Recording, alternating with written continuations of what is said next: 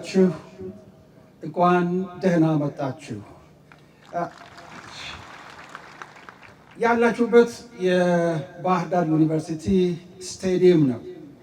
የዩኒቨርሲቲ ግቢ የዩኒቨርሲቲ ህብረተሰብ ጥያቄ ጠያቂ አዲስ እውቀት አፍላቂ ስለሆነ የሀገራዊ ምክክር የሚባለው በጸሎት ማስጀመሩ እንዲህ ማለት ምን ማለት ነው ልትሉ ትችሉ ይሆናል።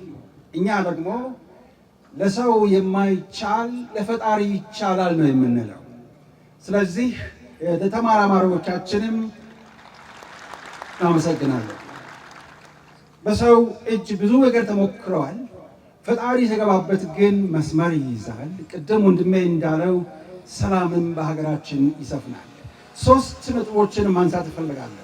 የመጀመሪያውና ትልቁ በየትኛውም ዓለም ክፍል ስንዞር ስንሄድ ለጥቁሮች ኩራት ለጥቁሮች መመኪያ የሆነው የኢትዮጵያ አፍሪካ ፈርጥ መሆን በአድዋ ተገለጸ። ያ አድዋ እንደነ ከደቡብ እንደናንተ ክፍሎቻችሁ ከሰሜን እንደ ሌሎቹ ከምስራቅ ከምዕራብ ከመሃል ቋንቋ ሳይለየን ሃይማኖት ሳይለየን በማናቸውም ችግር ውስጥ ተጋፍጠን አንድ ላይ መተን አንድነታችንን ስላጠናከርን በአድዋ ኢትዮጵያን ብቻ ሳይሆን ለመላው ጥቁር ሕዝብ ተምሳሌት ሆነናል። ይህንን በማድረግ በተለይ ግጭት ስንሰማ እንደው አይቆጫችሁም? አያሳዝናችሁም? ያውም የቤተሰብ ጭንቀት የቤተሰብ ግጭት። ስለዚህ ያን የምንችል ከሆነ ዛሬስ ቤተሰብ ጸብ ሲፈጠር ዝም ብለን ማየት አለብን? ልጆቻችን በፍቅር ወደኛ ማምጣት የለብንም? ይህንን አሳይንመንት ለእናንተ ይስጥና ይህንን ሁሉ ተግዳሮት ችላችሁ መከራው አልፋችሁ ምንም ሳትፈሩ ሕይወታችሁን በአደጋ ላይ ጥላችሁ ሀገር የምትረመው በምክክር ነው ብላችሁ አምናችሁ ስለመጣችሁ ፈጣሪ ዛሬም ነገም ለዘላለም ይባርካችሁ። ተባረኩልን።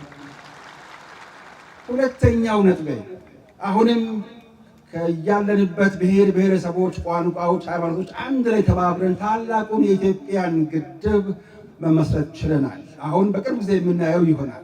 ያ ህብረታችን በሶስተኛው አድዋ ማለትም ሀገራዊ ምክክር 3 ዓላማዎችን ይዞ የተነሳ 1 ሀገራዊ መግባባትን ማምጣት፣ 2 በህዝብና በመንግስት እንዲሁም በህዝብና በህዝብ መካከል እምነት እንዲፈጠር ማድረግ፣ 3 ባኮረፍን በተቆጣን በተጨነቅን ቁጥር ዱላ ይዞ ጠመንጃ ይዞ ጫካ መግባት በረሃ መግባት ሳይሆን ወደ ምክክር መምጣት፣ ወደ ቤተክርስቲያን መሄድ፣ ወደ መስጂድ መሄድ፣ ወደ ዛፍ ጥላ ስር መምጣት፣ መመካከል። ስለዚህ ይሄንን ምክክሩን ባህል ማድረግ ነው። ይህንን እውን ለማድረግ ራሳችሁን መስዋዕት አድርጋችሁ አዘጋጅታችሁ ለመጣችሁ ክብር ምስጋና ይግባችሁ። እናመሰግናለን። ፈጣሪ ኢትዮጵያንና ህዝቧን ይባርክ። መልካም ቀን ይሁንልን።